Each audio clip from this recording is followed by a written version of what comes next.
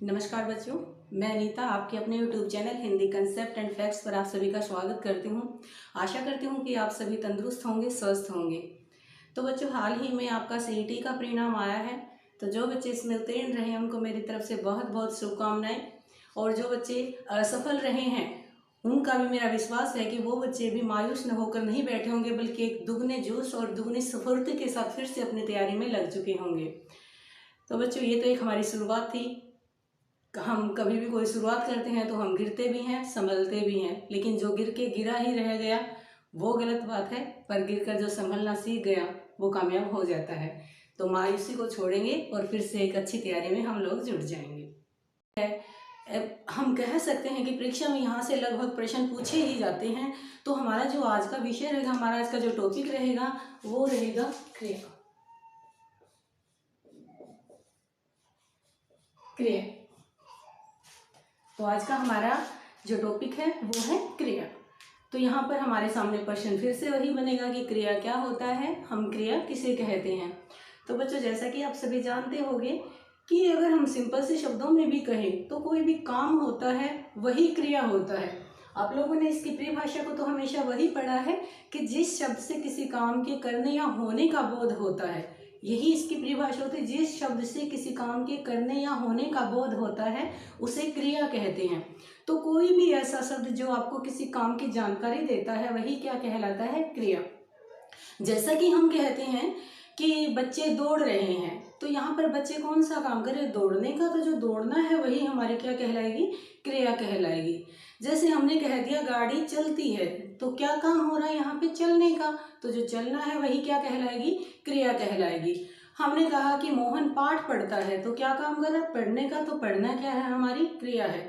बच्चे कक्षा में बैठे हैं, क्या काम कर रहे हैं, बैठने का। तो जो बैठना है वही हमारी क्रिया कहलाएगी।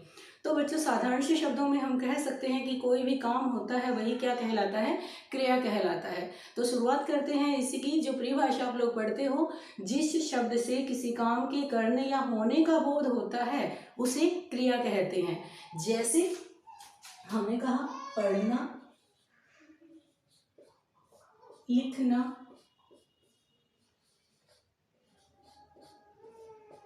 हंसना, गाना आदि। पढ़ना, लिखना, हंसना, गाना आदि। बच्चों, इस टॉपिक को आगे बढ़ाने से पहले हम यहाँ पर एक क्वेश्चन और पढ़ेंगे। ज़्यादातर आप सभी ने देखा है, हम क्रिया जब शुरू करते हैं तो क्रिया में हम क्रिया की परिभाषा, अकर्मक क्रिया और सकर्मक क्रिया शुरू करते हैं। लेकिन यहाँ हम एक क्वेश्चन और पढ़ते हैं। इससे पहले हमारा प्रश्न रहेगा, आपकी जो हेडिंग रहेगा अगला वो रहेगा जी धातु। धातु किसे कहते हैं। तो धातु क्या होता है, जो क्रिया का मूल रूप होता है। मूल रूप, किसका मूल रूप, क्रिया का मूल रूप क्या कहलाता है, धातु कहलाता है। मूल का मतलब क्या होता है, क्रिया का जो मेन रूप है या मुख्य रूप है या जिस रूप से क्रिया बनाई जाती है वही हमारा क्या होता है, धातु होता है। जैसे एग्जाम्पल के तौर पे हम समझते हैं, हमने लिखा सुन, देख, लिख, जा आदि आदि। जैसे हमने एक शब्द लिख दिया यहाँ पे सुन। जैसे इस एग्जाम्पल को देख लो, आपने लिखा पढ़ना, किसका एग्जाम्पल लिखा था, ये क्रिया का एग्जाम्पल लिखा था। लेकिन बना किस शब्द से है, पढ़ शब्द से बना है। आपको पता है, अगर आपको लिखना है पढ़ाई तो ये भी किस शब्द से बनता है, पढ़ प्लस में आई जोड़ देते हो आप, पढ़ाई बन जाता है। इसके पीछे अगर आपने ना जोड़ दिया तो क्या बन गई, आपकी क्रिया बन गई। जो लिखना शब्द है ये किस मुख्य शब्द से बना है, लिख शब्द से बना है। तो जो लिख हो जाती है वो आपकी क्या होती है, धातु। और अगर कोई कहे लिखना तो आपकी क्या है, ये क्रिया है। वही चीज यहाँ है, सुन हमारी क्या कहलाएगी, धातु। और अगर इसके पीछे हम लगा दें ना, सुनना हमारी क्या बन जाएगी, क्रिया बन जाएगी। जो देख होती है वो हमारी क्या होती है, धातु। और अगर इसके आगे आप लगा दो ना, तो देखना आपकी क्या हो जाएगी, क्रिया। लिख धातु है, अगर इसके पीछे ना प्रत्यय जोड़ दे तो लिखना क्या हो जाती है, क्रिया। जा क्या है, हमारी धातु है, अगर इसके पीछे आप ना प्रत्यय जोड़ दो तो जाना क्या बन जाएगी, क्रिया बन जाएगी। तो बच्चों आपको समझ में आ रहा है कि किसी भी शब्द के पीछे अगर आप ना जोड़ रहे हो तो वही शब्द आपका क्या कहलाता है, धातु कहलाता है। जैसे एक क्वेश्चन के थ्रू हम समझने की कोशिश करते हैं, इसको एक प्रश्न के द्वारा समझने की कोशिश करते हैं। देखो जैसे मैंने लिखा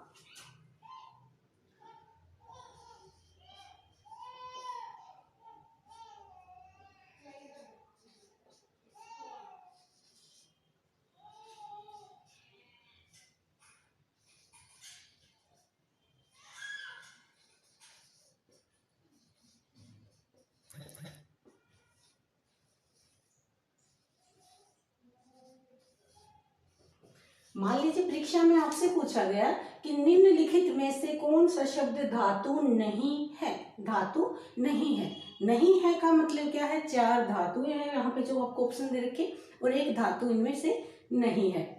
तो यहाँ पर आप देख लो, मैंने आपको बार बार एक चीज रिपीट कर रही थी यहाँ पे कि इसके पीछे ना जोड़ दो क्रिया बन जाएगी, इसके पीछे ना जोड़ दो क्रिया बन जाएगी।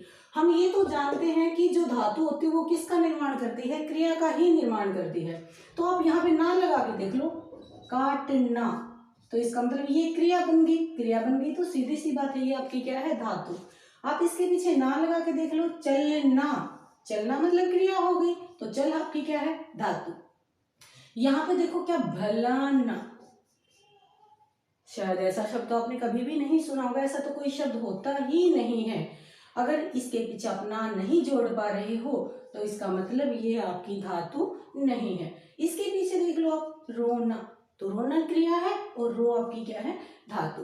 तो जो हमारा ये प्रश्न था यहाँ पर कि कौन सी धातु नहीं है, इनमें जो भला है वो आपकी धातु नहीं है। आप जानते भी हो, हम पीछे पढ़ चुके हैं, जो भला शब्द है वो हमारा क्या होता है, विशेषण होता है, ना कि ये धातु होता है। तो यहाँ से धातु में से इस प्रकार से प्रश्न पूछा जा सकता है। एक क्वेश्चन और देखते हैं हम किस तरीके से यहाँ से पूछा जा सकता है। मान लीजिए किसी ने आपसे परीक्षा में पूछा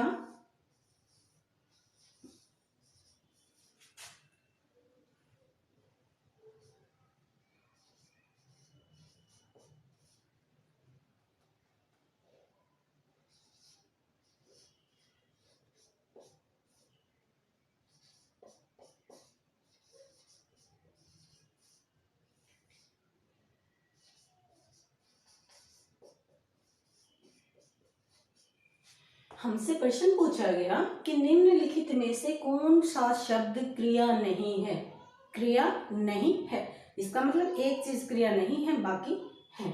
तो रटना, हमने अभी देखा था, हम बार बार बोल रहे थे अगर ना लगा दो पीछे आप तो वो हमेशा क्या बन जाती है, क्रिया।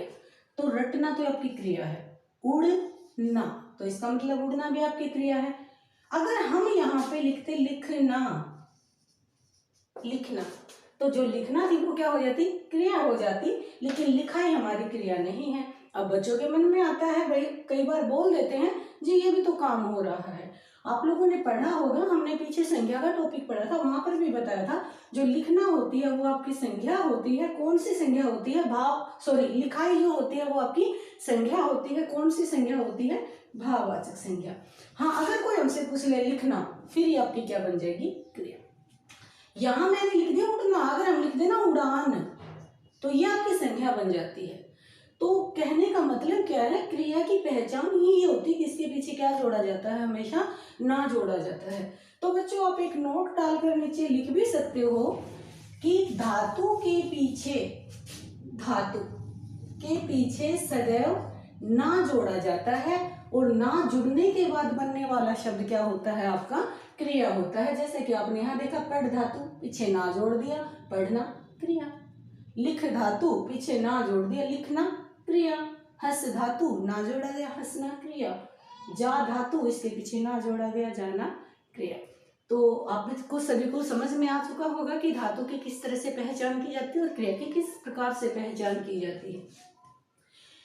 तो जो आगे हम पढ़ेंगे, जो हमारी जो धातु होती है ये भी दो प्रकार की होती है।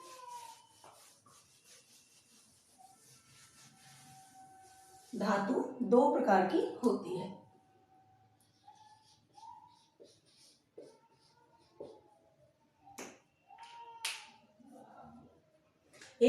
रहेगी मूल धातु और दूसरी होती है यौगिक धातु। यौगिक धातु, मूल धातु और यौगिक धातु। तो सबसे पहले हम समझेंगे मूल को। मूल धातु कौन सी होती है? तो जो धातु स्वतंत्र रूप से, जो धातु स्वतंत्र रूप से पूर्ण अर्थ प्रदान करती है वो मूल धातु कहलाती है। जो धातु स्वतंत्र रूप से पूर्ण अर्थ प्रदान करती है। अगर हमारी भाषा की बात करें, हम व्याकरण में कहीं पर भी ये चीज पढ़ रहे हैं ना, जो स्वतंत्र रूप से, तो यहाँ पर स्वतंत्र का मतलब क्या होता है? जो अपने आप में पूर्ण है। स्वतंत्र वही है जो किसी दूसरे पे निर्भर नहीं है। जो किसी दूसरे पे निर्भर हो गया फिर वो स्वतंत्र कहाँ से रहेगा? तो वही चीज यहाँ पर कही है कि जो धातु अपने आप में पूर्ण है, या फिर हम कह सकते हैं कि जो धातु अपने अकेली लिख रखी है लेकिन फिर भी वो आपको अर्थ स्पष्ट कर रही है, अर्थ अच्छे से समझा रही है, वही धातु क्या कहलाती है? आपकी मूल धातु कहलाती है। जैसा कि हमने लिखा पी, चल, जा, देख, आ आदि। अब देखो यहां पर एक शब्द लिख रखा है पी। पी का मतलब सभी को समझ में आता है। पी लिखा हुआ देखते हमें पता चल जाता है कि पी का मतलब होता है पीना। और ये भी स्पष्ट है ये चीज धातु है, क्योंकि आपने इसके पीछे ना जोड़ दिया। ना हमेशा किसके पीछे जोड़ते हैं? धातु के पीछे। पी से ही इसका अर्थ स्पष्ट हो गया, पीना। चल, हमें समझ में आता है चल का मतलब क्या होता है? चलना। जा से जाना, देख से देखना, आ से आना। तो ये सारी की सारी चीजें क्रिया का निर्माण करें, इसका मतलब ये सारी की सारी चीजें क्या है? धातु। और ये सारी की सारी अगर आपने अकेली भी लिख रखे हैं तब भी आपके सामने ये पूरा अर्थ स्पष्ट कर पा रही हैं, तो ये धातु आपको आपकी क्या कहलाएंगी? मूल धातु। अगला जो प्रश्न हमारा रहेगा वो है यौगिक धातु किसे कहते हैं? तो यौगिक का मतलब आप सभी जानते हो मेल होता है, दो या दो से अधिक चीजों का मेल। अगर हम कहें तो यहाँ मेल किस चीज का होगा? जो हम धातु पढ़ रहे हैं तो यहाँ पर मेल भी धातु का ही होगा। जहाँ पर दो या दो से अधिक धातुएं मिलती हैं वही धातु आपकी क्या कहलाएगी? यौगिक धातु। तो इसकी परिभाषा होती है जब दो या दो से अधिक धातुएं मिलकर किसी एक ही अर्थ को स्पष्ट करती हैं। जब दो या दो से अधिक धातुएं मिलकर किसी एक ही अर्थ को स्पष्ट करती हैं तो वो यौगिक धातु कहलाती है। कहने का मतलब क्या है कि धातु तो दो या दो से अधिक लिख रखी है लेकिन अर्थ सिर्फ एक ही समझा रही है। एक धातु एक ही अर्थ समझा रही है वो तो आपकी मूल धातु है। लेकिन जब दो या दो से अधिक धातुएं मिलकर किसी एक ही अर्थ को स्पष्ट करेंगी तो वो हमारी क्या कहलाएंगी? यौगिक धातु कहलाएंगी। जैसे दौड़कर, लिखकर,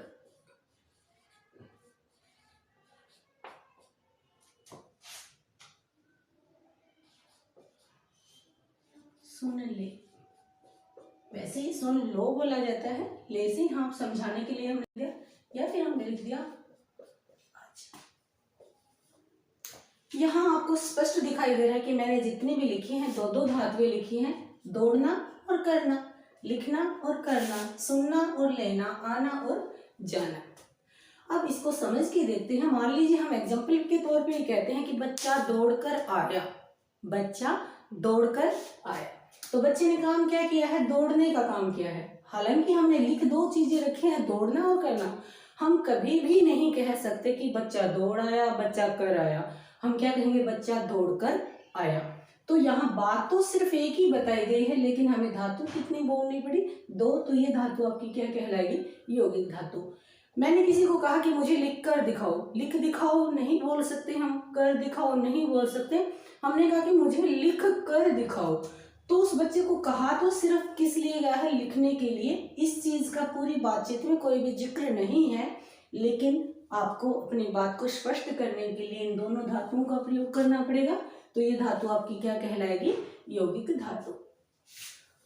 क्लासरूम में भी आपने देखा होगा टीचर्स आपको बार बार बोलते हैं ध्यान से सुन ले भाई, ध्यान से सुन लो या ले। तो सुनना और लेना दो धातुएं हैं। जब आपको कहा कि ध्यान से सुन ले, तो आपको सिर्फ और सिर्फ सुनने के लिए कहा गया है, इस चीज के लिए नहीं कहा गया। लेकिन अपनी बात को स्पष्ट करने के लिए प्रयोग दो धातुओं का करना पड़ा, तो ये धातु आपकी क्या कहलाएगी? यौगिक धातु। ये एक ऐसा एग्जाम्पल है जो हम रोज लोग बार बार बोलते हैं। मान लीजिए किसी फ्रेंड को बोल रहे भाई आ जा आ जा आ जा। जब आप किसी को कह रहे हो आ जा, तो मेरे ख्याल से आप उसको इस चीज के लिए तो बिल्कुल भी नहीं कह रहे। आप उसको सिर्फ और सिर्फ किस चीज के लिए कह रहे हो? आने के लिए कह रहे हो। आप बात एक कह रहे हो, लेकिन अपने एक ही बात को समझाने के लिए आपने कितनी धातुओं का प्रयोग किया? दो धातुओं का प्रयोग किया। तो यही धातु आपकी क्या कहलाएगी? यौगिक धातु। तो बच्चों मेरे ख्याल से आपको समझ में आ चुका होगा धातु के दोनों प्रकार, मूल धातु और यौगिक धातु। कैसे किसी शब्द को आप बता सकते हो कौन सा शब्द क्रिया है, कौन सा शब्द क्रिया नहीं है, कौन सी मूल धातु रहेगी, कौन सी यौगिक धातु रहेगी। तो आपका कोई भी डाउट है वो आप कमेंट बॉक्स में आकर पूछ सकते हैं। और बहुत जल्द हम आएंगे हमारी अगली वीडियो के साथ इसी टॉपिक को आगे बढ़ाते हुए। आप ये कह सकते हैं कि अभी हमने क्रिया का एक आधार ही तैयार किया है, बेस ही तैयार किया है। अगला जो टॉपिक रहेगा उसमें हम पढ़ेंगे अकर्मक क्रिया और सकर्मक क्रिया के बारे में। तो धन्यवाद बच्चों।